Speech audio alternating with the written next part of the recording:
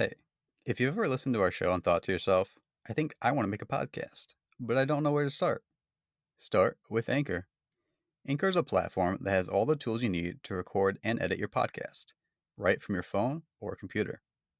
Using Anchor allows you to distribute your show to platforms such as Spotify, Apple, Google, and so many others. The best part is that it's totally free. So if you want to get started, you can download the Anchor app or go to anchor.fm.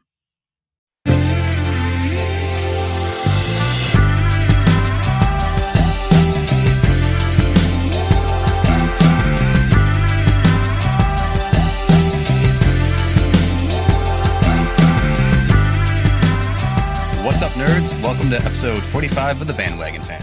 This is the show where we talk about all things pop culture and what we're into right now. I'm Josh. I'm Alex. What up, dude? I'm, changing it up, doing the 8:30 a.m. podcast call. I think that's the best time to do it. Just get up, drink your cold brew, and freaking start a podcast. And the people might not know, you and I are kind of in rough shape right now. I'm sick, in case you couldn't tell.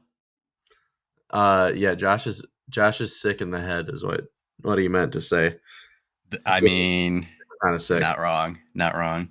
Yeah, no, he's sick. I'm on like 3 hours of sleep, but that's okay because we kind of have I felt like this episode was going to be a celebration episode, but it's more of a bittersweet goodbye frustration episode. So it kind of tracks. It tracks, yeah. We needed the sickness and the sleep deprived vation. I can't even say words right now, and the anger to just build up overnight so we could target this episode at a company called Amazon and other places. Yeah. So yeah, Hollywood's crazy as usual. Streaming wars continue. Some wins, some losses. I think Alex, you had an interesting story about some streaming war stuff. Yeah, well, it's like just before we really like dive too much into like what we're talking about, as most people have seen, it's like there's just so much television right now and less movies, and I think it's awesome that we're kind of in like what you would maybe call the golden age of TV, but like the risk to that is because there's so much stuff coming out and so many people are like watching so many different things at once, shows just get canceled like left and right. Like after like, it might be Netflix where it's like a show's up for like a day, or they'll be like 3 seasons in and only have like 1 season left to close it. Girls, or not girls, Glow, it's like they totally just got rid of that. And it's like there's not much forgiveness in TV. It's a cutthroat game now. Yeah, but like the stakes are so high, and like if your show makes it, awesome. If you win awards, even better. Yeah, especially if you win awards. And speaking of that, I sometimes on the side, everyone's got their side hustle, and I have what I call my dog hustle. I like to dog sit sometimes because it's fun just to, hang out with some pups and get paid to do it. But I got this last minute message through this app called Rover, I guess a few weeks ago now, and this guy was like, "Hey, I need someone to watch my dog tonight. I'm actually going to the Emmys." I was like, "No big deal." Yeah, I was like, "What?" I was like, well, first of all, I was like, "Oh, aren't the Emmys next week?" And he goes, "Well, it's for all the behind the scenes people, like editors and directors and like show writers and stuff." So he's like, "It's the Emmy side that people don't care as much about." But Josh and I are here to prove that we care. We do. We care. Yeah, we care. And he actually, I guess he was the editor. His name's Aaron Butler. He was the editor for season 2 of Euphoria. And while I was dog sitting, I was like checking Twitter for the updates and saw that him and his team won, which was really cool. But him and his husband were talking. They're both editors for like pretty big shows, and they were both saying they're like straight up. They're like, yeah, like they're like you're gonna see less indie movies over the next few years and more TV shows. I didn't get the chance to really dive in about cancellations and stuff with them, but they were just like, "There's going to be more shows. Um, it's just how things are formatted right now, and it's like there's more risk to make a movie." Um, but I think it proves it's like with more risk to make a movie, it's like there's more risk to keep a TV show, which is why all these streaming services, just like want to cancel something and move on. Like, what do you think about that? Yeah, that's definitely something I want to talk about later in the episode because I have strong feelings about the way the industry is moving, and like I'm just a casual observer. I'm a consumer, so my knowledge is limited. I'm sure I'd be speaking out of ignorance, but based on what Aaron Butler was saying, like, yeah, there's some pros and cons, and the cons make me sad. But like, I think some of the cons. This is like a con and pro at the same time for me. Think of like Lord of the Rings, The Rings of Power, for instance. I I actually enjoy the show for what it is, but the first episode, I remember watching it and I was like, this should have just been a movie. Like I should have seen this in the movie theater. Yeah, This is a format designed for a movie, but I'm sure Amazon probably went, well, first of all, we paid for the rights, so we're gonna make more money for it to go on to direct streaming. But also, it's like I think they just want people just to jump in and subscribe now. It's like because it's like you can't rely off of DVD sales anymore. true, true. Yeah, I don't know. It's a interesting world we're living in now in regards to how we consume our media and how that affects the way stuff is made or unmade, unfortunately. Hmm. Um, but yeah, one of, like Prime, Amazon has a lot of IPs right now. Rings of Power you just named. Euphoria is HBO, right? Yeah, Euphoria is HBO, and I feel like I know HBO has been kind of on the cancellation realm lately too, but I feel like they've at least figured out like a niche market of like cool editing and stuff. It's like I think the visuals look like an HBO show where Okay. I think because Amazon's like a little newer to the game, it's like their stuff looks nice, but it's like it all just looks so random to me. Like it does none of it looks like it doesn't feel cohesive, if Okay. that makes sense. Yeah, I haven't watched a lot of their original titles to be honest. Rings of Power is the main one. Invincible was another one. I don't know Which if you is ever saw great. that, which Hmm. is also a comic book from Image Comics. Is it Image? I didn't know that. Yeah, I'm like 99% sure it's from Image. Damn. Uh, I that's actually really cool. I kind of want to look it up just to see. I think it came out in 2003. the first comic. Yeah, it's like old, right? Or older. Yeah, it's been around for a minute, Oh yeah, but it is Image Comics. But yeah, right here it says okay, 2003 to 2018. okay, yeah. So it's been a minute for sure. But yeah, Amazon has a lot of cool IPs, and another one that they have also from Image Comics is Paper Girls. Paper Girls, is that what I've been frustrated about all this time?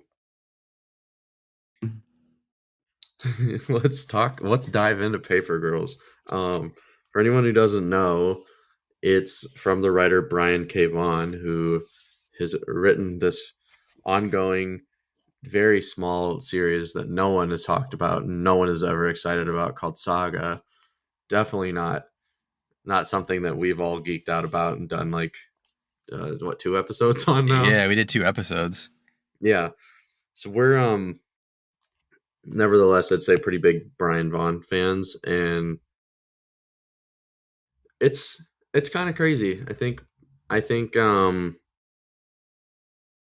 I I read Paper Girls. I believe it came out between like 2015 and like maybe like the beginning of 2019 or end of 2018. Does that sound right?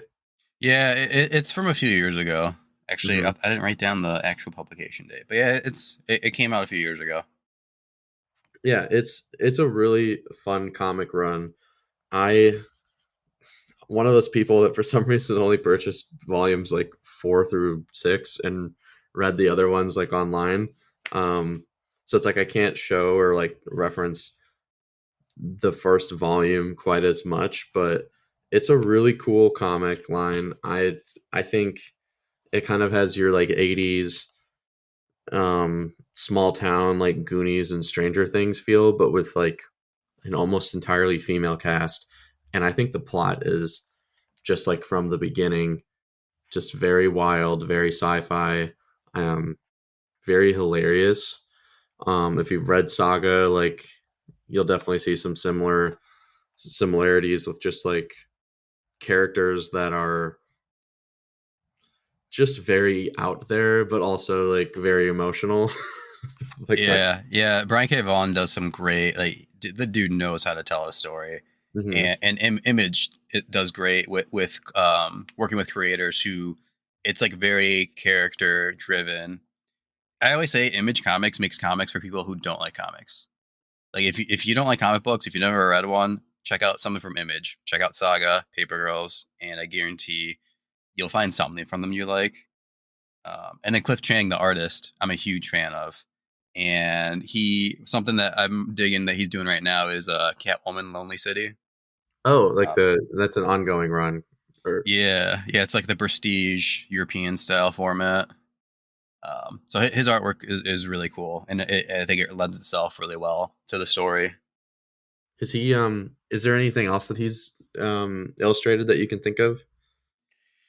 Oh man, off the top of my head, I can't think of anything else he's done. But he's a very like he's successful in the comic industry. Like he has a pretty good portfolio. I just Yeah. am totally blanking right now.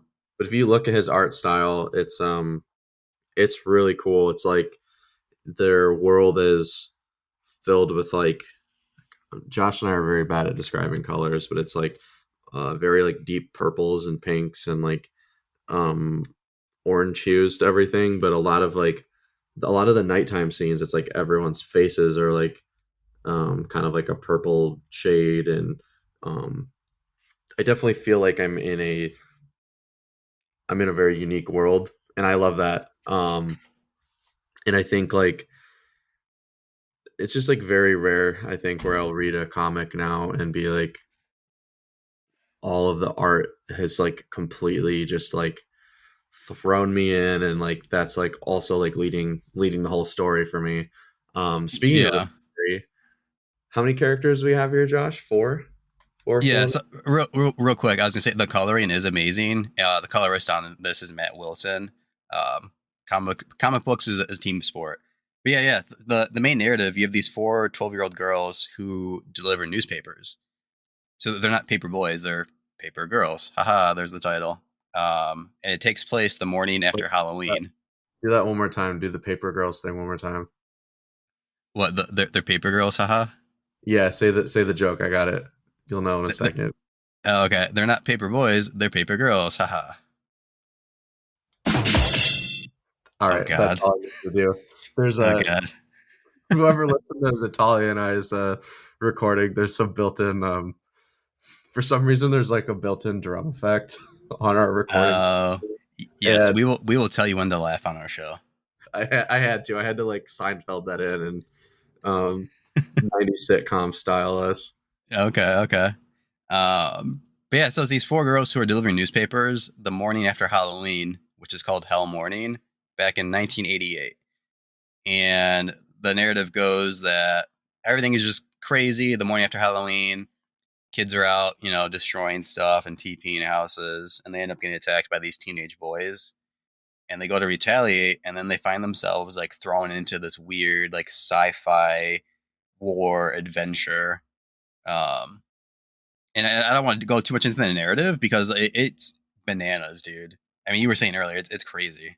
It's definitely one of those comics and shows that I think is kind of worth jumping just straight into and knowing as little as possible about it, which is a little funny because we're doing a podcast episode on Paper Girls, but it's like I think it is truly like one of those things. It's like really just want to kind of talk about the basics of it. It's definitely worth reading. Especially if you have like I think all of Image Comics or most of their comics are still free on Hoopla if you have like a library card. So it's cheap and easy to dive in and still have the team paid. Um, but I think comics are always tough because it's like comics aren't usually written to be a TV show or a movie. So you have a lot of very, very, very like wild fight scenes. And I think the way people like interact with each other sometimes feels a little more like random than like a TV show. Um, but I feel like this show has done like a pretty good job of like trying to adapt a comic on probably a fairly lower budget than like other prime TV shows, and like changing the plot a little without changing too much of it. Like, what do you think about that? I felt like the storyline was different but familiar enough, if that makes sense. I think that's the perfect way of saying it. It's different, but it feels familiar. And it makes sense because the story in the comic is so crazy that you would never be able to adapt it into live action. If they did an animated TV show, sure, but I don't think you can do that. Like you can do what happens in the comic in a live action, and so yeah, you do get changes to the narrative. The biggest change to me is the pacing feels a lot different. Like the intro is super weird. It's Aaron, one of the main characters, is having this dream in the comic, and it's super weird. There's like the devil and an astronaut and this weird stuff, and they totally took that out of the TV show, which is fine. Um, and then the way that the girls meet up is different from the TV show and the comic. It's to me, it wasn't as engaging, and they also kind of cut out a very controversial scene that's in the comic. I don't know if you know what I'm talking about. um Try to give me a hint without maybe spoiling it. Let's see if I can. It has to do with a certain word. Oh, yeah. No, this is definitely I feel like Brian Vaughn's comics have always been pretty. The dialogue has always been very. It's raw. Yeah, it's raw is the right word. It's like there's a lot of swearing, but I feel like there's like a purpose to everything. But yeah, I think they would have had to make the. I'm sure they wanted to try to make Paper Girls like PG-13 or whatever the TV version of that rating is, and it 100% would have had to been R if they like went along completely to the comics. Right, right. Oh, totally, totally. But and that's not it's a way of adapting. That's the word. To appeal to a different kind of audience. Um, and like I don't want to get too much into the plot. I think we're talking mostly about the first episode, and I don't know if we actually ever said that. That we're focusing on the first episode. Yeah, Paper Girls episode 1. Um but then we have a few things that we wanted to finalize with that because of some recent changes. But yeah, like episode 1, um I was actually really nervous because this comic run, I mean, I haven't read it in a while, but it's like it was a pretty big deal for me, and I remember talking about this with a lot of friends, and I was like I'm going to try my best to just like go into this and like separate it from the comics, just like pretend it's its own thing. And I thought it was a little more boring, I think, than the comic, but I think the acting is really well done. The characters like almost freakishly look the same, I think, as the characters in the comic. Like I think they did an amazing job there. And Ali Wong is in it, which like is like a comedian I've really enjoyed for like the past couple years. And I don't really feel like I don't see her acting in a lot of stuff outside of stand up or like when she does voice acting. So I think it's really cool seeing her. Yeah, no, the casting is fantastic. I thought all the girls who star in this as the main characters are phenomenal. They really channel the personalities you see in the comics Hmm. to live action, and obviously they make it their own too. But it's engaging. Like the characters feel real. They have real nuanced personalities, and they're not perfect. Like they all have their flaws too. And I think that can be sometimes hard to do in a TV show. Mhm. to like have your main characters be flawed and engaging, and I feel like they do a great job of doing that in this. The wardrobe is amazing. It literally looks like they took Cliff Chang's artwork and then just like threw it onto the screen, the way that the girls and everything, how they're dressed and whatnot. So that's really cool to see.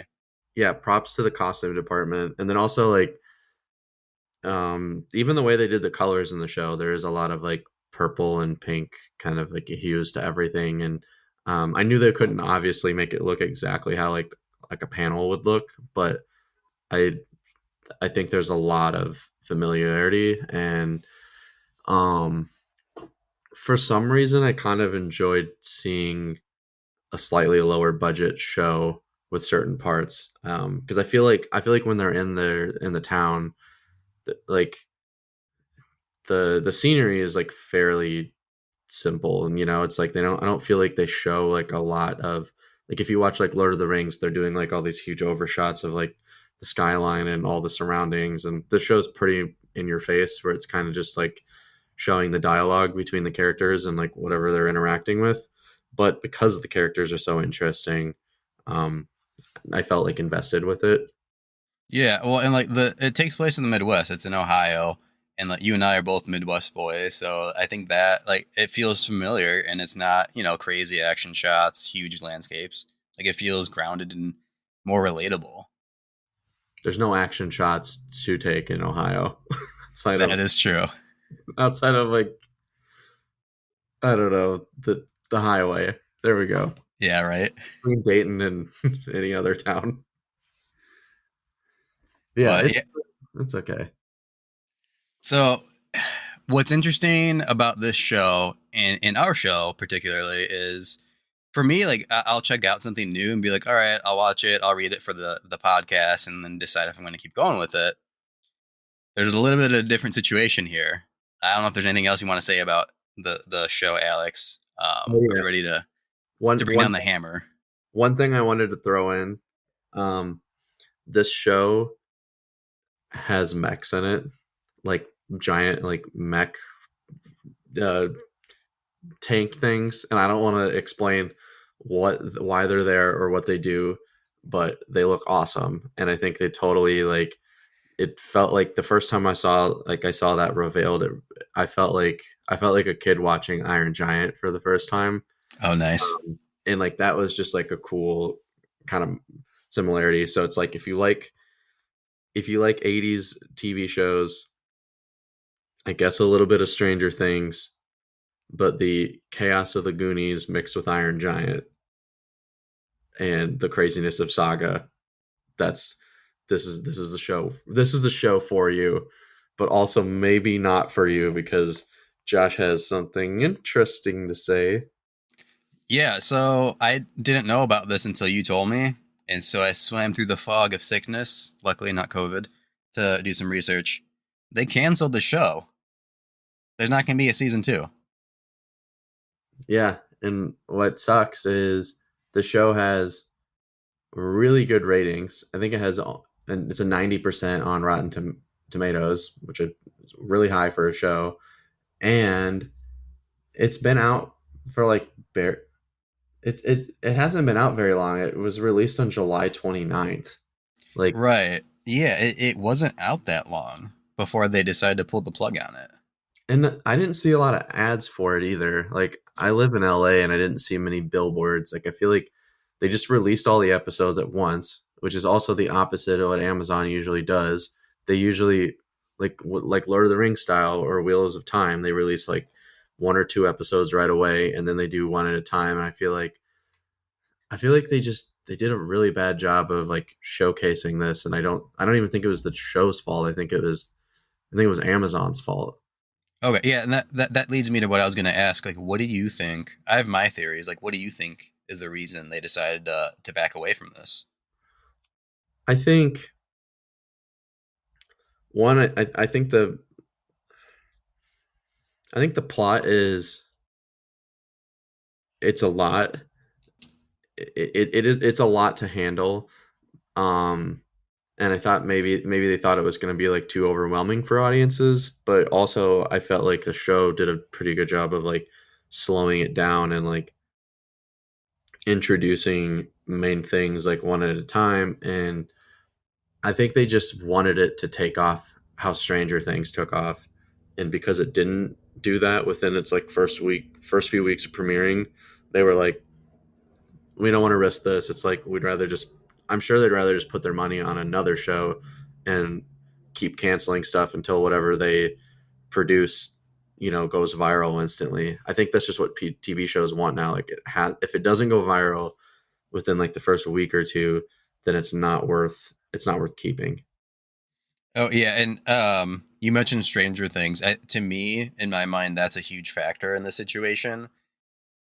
For one, it premiered pretty close to when Stranger Things came out, so Mm-hmm. you have that competition, and then on top of that, there are some similarities in the narrative. Like at first glance, the stories are very different, but you have a kind of like a coming of age story around these teens, a small group of teens, preteens in this case, and it takes place in the 80s. And so like I think if you're a casual observer, you look at that, you're like, "Oh, it's just Stranger Things with all girls." But it's so much more than that. So I think that was one thing that they were competing with was the perception of it just being another Stranger Things. Um, did you see this Edgar Wright? I think he tweeted about the show. Wait, really? What did he say? Was it like anything positive? It kind of was. So he took a screenshot of an email he got from Amazon, and it was like, "Hey, check out our new shows that are coming out." And one of the things was Paper Girls, and this was after they had announced the cancelization. So he's like, "This would have been a great email to get, a few weeks ago, because then maybe the show wouldn't have gotten canceled." So indirectly, it sounded like he was showing support for the show. Cliff Chang, the artist, tweeted about it too. He was very thankful for any of the support that people were giving to it. And like I feel bad, like him and Brian K. Vaughan and the other people who worked on this, they probably, a lot of excitement to see your work adapted in a way that people who don't read comics can check it out now. And then it Mm-hmm. gets canceled like so suddenly. Like that's gotta hurt, and it's unfair to me, in my opinion. Well, No, I mean that is business. but what's really disappointing too is it's like I don't like for people that didn't know this was a comic. I don't think they would have known that. Like I think they would have just thought it was a cool sci-fi TV show, Mhm. um, like adventure series. I think they did really well at like making it feel like fit for an audience that isn't into comics, and it's disappointing because I just like I wish studios would give a second season a chance because it's like I feel like the first season of every show is usually the worst season because it's like the lowest budget, it's the most rushed one, and usually by like season 2 or 3 the studio and the staff and everything kind of have like their everything figured out, and it's like we don't even get that chance to see it season 2 like for like half the things we watch anymore. Yeah, to me, it's creatively bankrupt, and like there are no shortcuts to anywhere worth getting to. So if you're just trying to get a cash cow and have this instant hit every time, you're missing out on so. I mean, there's so many shows out there where the first couple seasons were slow and then it picked up, like you were saying. And I feel like between Hollywood, like mainstream Hollywood with all the movies, and now these studios with streaming, like they don't want to take chances. And I'm kind of sick. Like I hate to sound like I'm complaining, but at this point, like I'm sick of the way IPs are treated, where the studio doesn't want to take a chance. They don't want to make it too weird. They want to make sure if it's a formula for an audience to enjoy. They don't want to adapt certain aspects, and then if it doesn't instantly blow up, they want to cancel it. And I don't know. I'm getting tired of that. Hopefully, there's a better ending to Paper Girls, and they can somehow bring it back. But who I knows? hope so too. Another frustrating thing too is it's like even with the title of our show, it's like how are people going to bandwagon on something even like years down the road if there's no content to show? Well, it's like if Amazon or HBO or Netflix or Paramount Plus or whatever, if they all have one season of a show and people are flipping through the catalog 5 years down the road, why would they check it out? You're gonna go, oh, there's only one season of that. Like I don't care. Where it's like I'll watch a lot of old shows if I see that if it's at least finished. It's like so it's like you're not only killing the show now, but you're giving it absolutely no opportunity to be rewatchable later. And I'm sure so many people have been seeing the cancellation and they're like, well, all right, and now I'm definitely not going to check this out, and then just move on. And I don't know, just like I think it prevents even people from like Edgar Wright probably wanting to make a TV show. It's like yeah, right. he's probably just going to stick to his movie formula because it's like, how awful would it be to make 8 to 10 episodes of a show and then just have it go nowhere. Yeah, and I guess in a way like that it's fitting that Paper Girls, as sad as it is that it got canceled, because that's very much how the comic industry works too, where you have this big narrative in mind, but if your publisher decides they don't like, if your series doesn't sell well, at a certain point they'll just cancel you, like literally cancel your series. And I forgot what writer it was, comic writer, where he was talking about, I think it was Daniel Warren Johnson.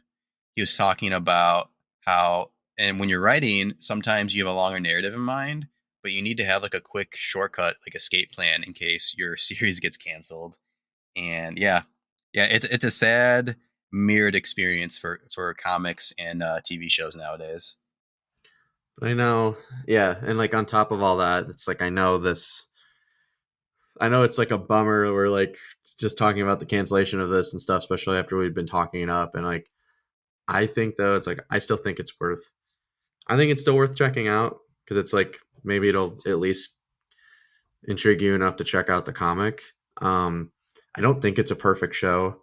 I think it has a couple pacing issues and like very minor things, but again, I'm like kind of giving it a break because it's season 1 and I'm actually still watching it. I think I have 2 episodes left and I will continue. I will finish the season 1 and hopefully my 2 streams are enough to have some other studio go, you know what? We'll give it a shot. We'll make it happen. Yeah, you know what? Maybe like this makes you want to check out the comic. Awesome, do that. Support creators. Image is independent, so those creators own their work. So please support independent creators. The TV show too. Yeah, watch it. If you like it, keep watching it. If you don't, that's fine too. But at least that way, maybe Amazon, if people keep watching it despite the cancellation, Yeah, they can see that there's still interest and maybe kind of step back and re-examine the situation. I watched the first 2 episodes, and I do intend to finish the season. I've read the first hardcover volume of the comics, and I definitely intend to continue that as well. So totally on the bandwagon for Paper Girls. Please, people, you check it out. Let's support these creators.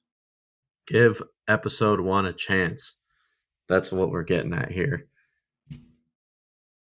But yeah, seriously, thanks again for listening, especially when Josh and I are doing our attempt at our 8 a.m. morning podcast. We'll see if that continues, but we wanted to try to mix it up. Check us out on all the streaming services and check us out on socials. But seriously, give Paper Girls a chance. At least read 1 issue, watch the trailer, do something, give it some light. That's it. Peace out, everyone.